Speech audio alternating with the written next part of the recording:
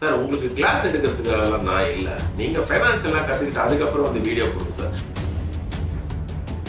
உங்களுக்கு வந்து கோல்டை பற்றி ஒன்றும் தெரியல, ஃபைனான்ஸை பற்றி ஒன்றும் தெரியல.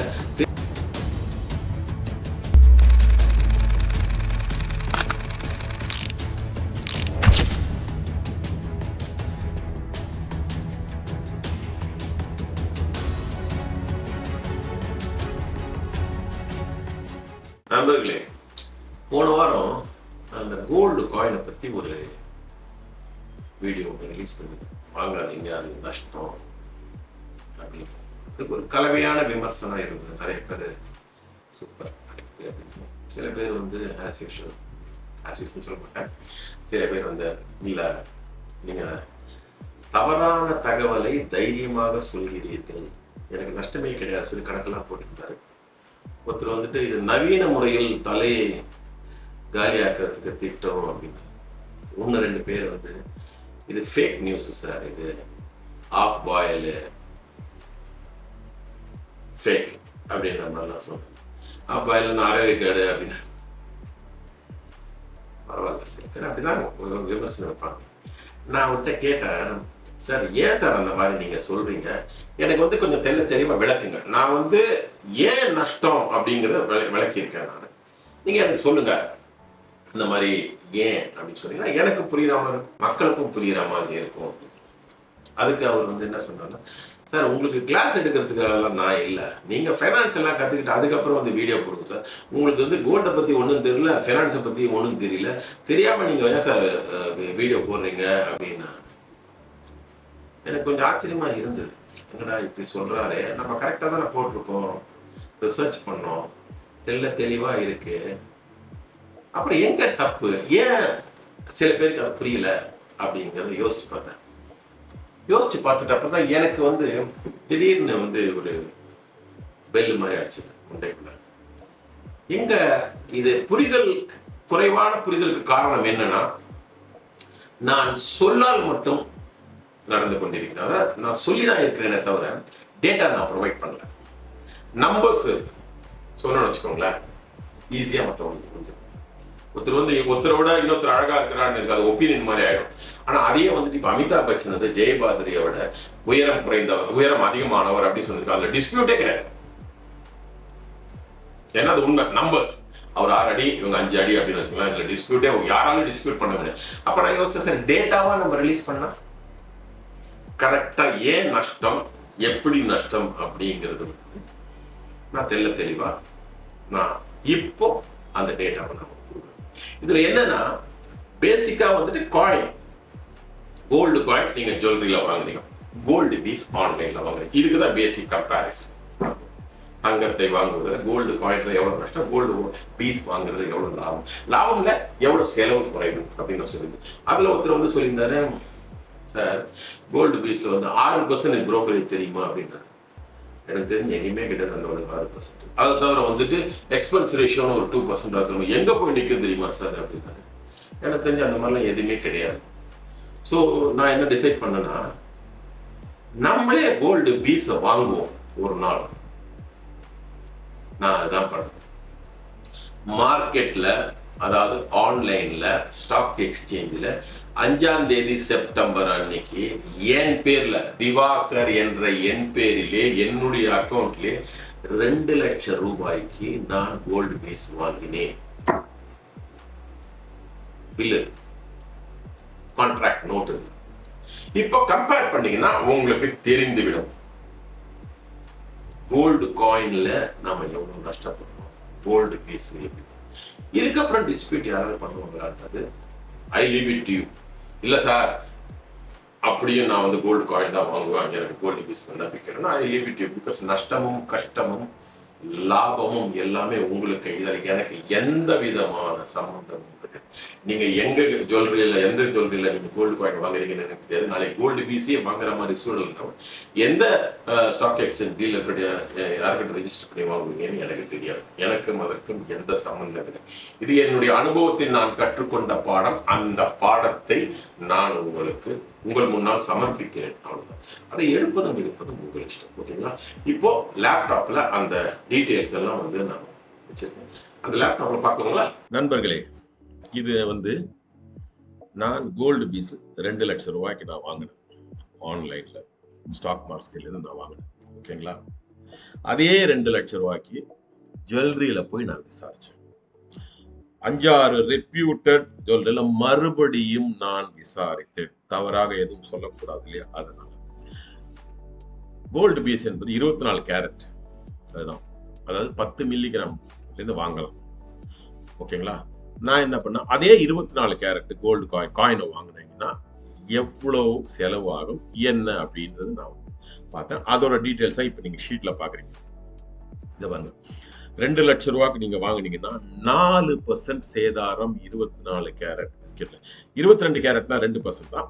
பட் கோல்டு பீஸ் 24 கேரட் அப்படிங்கிறதுனால அதே 24 கேரட்டோட தான் நான் கம்பேர் பண்ண முடியல. ஆப்பிள் டு ஆப்பிள் தான் கம்பேர் பண்ண முடியும். அதனால அதே 24 கேரட்டோட நான் கம்பேர் பண்ணேன். அப்போ 8000 ரூபாய் 4%. ஓகேங்களா? 2 லட்சத்துக்கு சேதாரம். அதாவது டை காஸ்டிங் சொல்றாங்க ஆச்சாரி சார், ஏதோ ஒரு காரணம் சொல்றாங்க சார், ஆச்சாரி கூலின்றாங்க, அது எங்களுக்கு லாபம் என்னென்னமோ சொல்றாங்க. ஒவ்வொரு கடையிலும் ஒவ்வொரு விதமா சொல்றாங்க. ஆனால் 4% ஸ்டாண்டர்டா வாங்குறாங்க. ஸோ அந்த 8000 ரூபாய் ஜாஸ்தி ஆகுதா? அதுக்கப்புறம் ஜிஎஸ்டி வந்து இதுல ஃப்ராடுகள்லாம் எதுவுமே கிடையாது சார். ஜுவல்லரி வந்துட்டு அவங்க 3% அவங்க நம்ம கிட்ட வாங்கி அவனை அதை மாற்றுக்கிறதே கிடையாது, வேற வழியே கிடையாது. அப்போ 2 லட்சம் ரூபாய்க்கு நீங்கள் 24 கேரட் 2 லட்சத்துக்கு ஈக்குவலா எவ்வளவு வருதோ, அது 5 கிராமோ 10 கிராமோ 100 கிராமோ 1 கிலோ எவ்வளோ, 2 லட்சத்துக்கு நீங்க 24 கேரட் பிஸ்கெட் வாங்கினீங்கன்னா நீங்கள் 14,240 ரூபாய் எக்ஸ்ட்ரா கொடுக்க வேண்டி இருக்கும். இப்போ உங்களோட அடுத்த கேள்வி என்ன தெரியல சார், இந்த 2 லட்சம் ரூபாய்க்கு கோல்டு பீஸ் வாங்கினால் எவ்வளவு சார் செலவா, கொஞ்சம் காமிங்கள பார்த்துருவோம். சொன்னா நம்ப மாட்டீங்க, மூக்கில் அப்படி விரல வைப்பீங்க. எவ்வளவு வித்தியாசம் என்பது என் கண் முன்னாடி, உங்க கண் முன்னாடி நான் காமிக்கிறேன். இதுல எந்த விதமான ஃபேக்கான விஷயமும் எதுவுமே கிடையாது. என்னோட அக்கௌண்ட்ல நானே 2 லட்சம் ரூபாய் செப்டம்பர் 5ஆம் நாள் நானே வாங்கினது என்னோட அக்கௌண்ட், என்னோட டிமேட் அக்கௌண்ட்ல அது இப்போ இருக்கு. 2 லட்சம் ரூபாய்க்கு இதே 24 கேரட் நான் வாங்கியிருக்கேன். அந்த பில்ல பார்க்கணும் இல்லையா? பார்த்துடலாம். இதுதான் அந்த பில். இப்போ இத பாருங்க, JM ஃபினான்ஷியல் இந்த கம்பெனி கிட்ட தான் நான் வாங்கியிருக்கேன். ஓகேங்களா?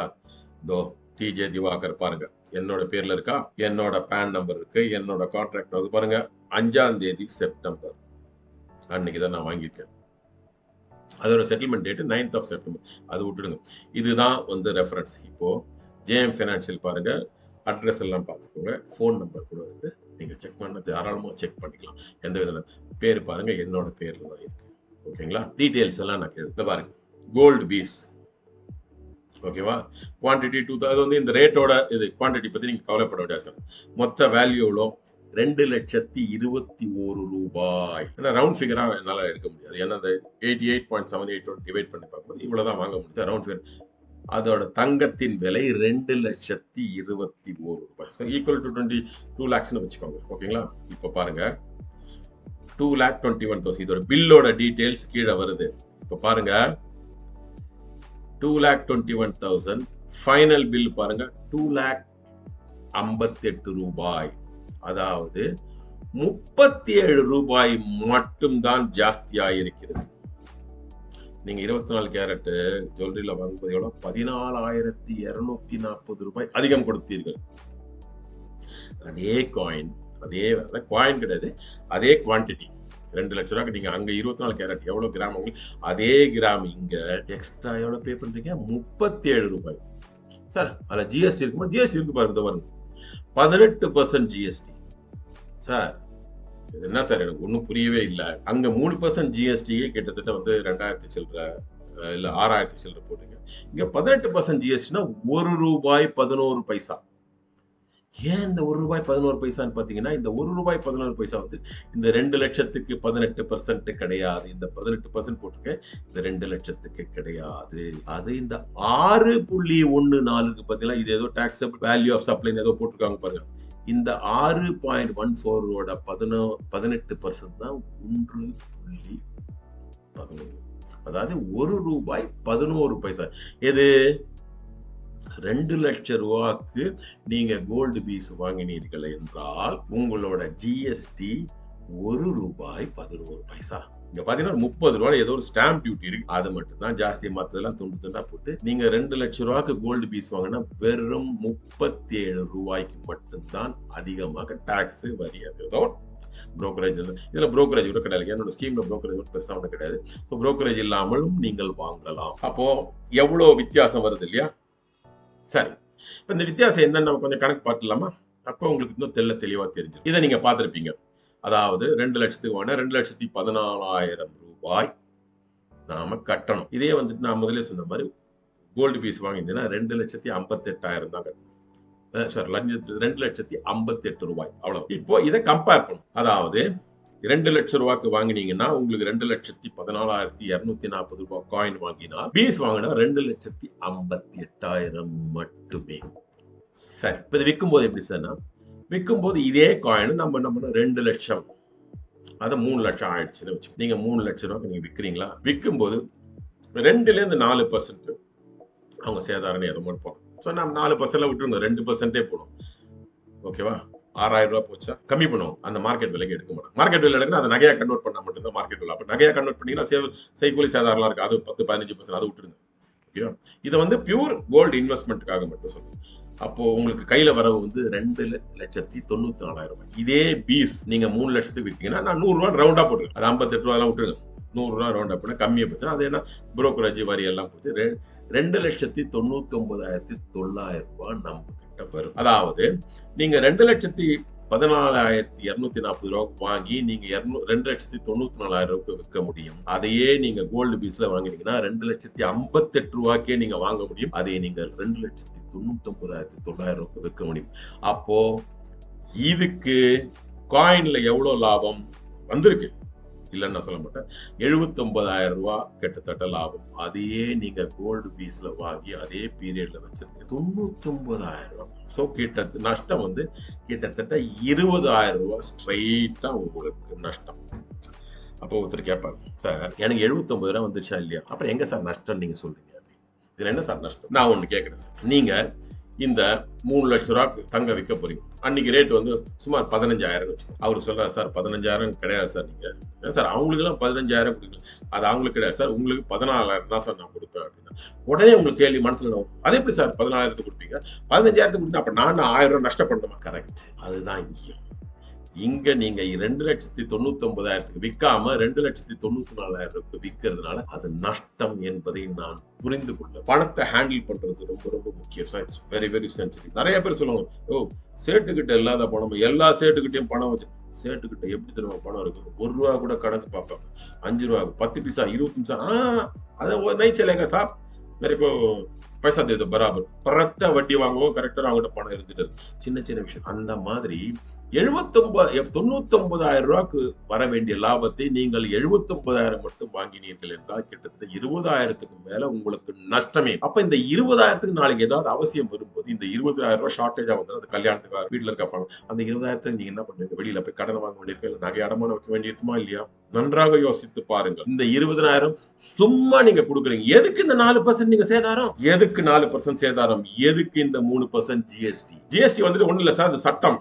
ஜுவல்லர்ஸ் வாங்கி தான் ஆகணும். இதுல ஃப்ராடு கட்டலாம் எதுவுமே கிடையாது. எந்த நகைக்காரரும் திருட்டுத்தனம் பண்றாங்களோ, ஃப்ராட் பண்றாங்க, நான் எதையுமே நான் சொல்ல, அவரை பத்தி நான் குறையும் சொல்ல, குற்றம் நான் எதுவும் சொல்ல, இருக்கிற சிஸ்டத்தை நான் அப்படியே சொல்றேன், அவ்வளவுதான். யாரை பத்தி நான் எந்த குறையும் சொல்லல சார், புரிஞ்சுக்கோங்க.